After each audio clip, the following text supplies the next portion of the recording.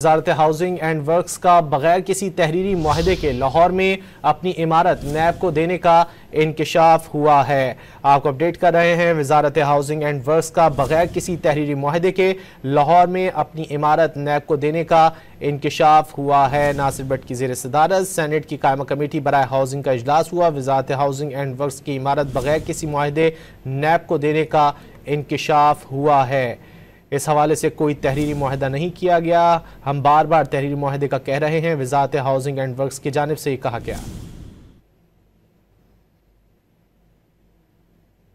वज़ारत housing and works का बगैर किसी तहरीरी मुआहदे के लाहौर में अपनी इमारत नैब को देने का इंकशाफ हुआ है। आपको अपडेट कर रहे हैं, वज़ारत हाउसिंग एंड वर्क्स का बगैर किसी तहरीरी मुआहदे के लाहौर में अपनी इमारत नैब को देने का इंकशाफ हुआ है। नासिर भट्ट की ज़ेर सदारत सेनेट की कायमा कमेटी बराए हाउसिंग का इजलास हुआ। वज़ारत हाउसिंग एंड वर्क्स की इमारत बगैर किसी मुआहदे नैब को देने का इंकशाफ हुआ है।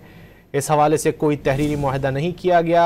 हम बार बार तहरीरी मुआहदे का कह रहे हैं। वज़ारत हाउसिंग एंड वर्क्स की जानिब से ये कहा गया।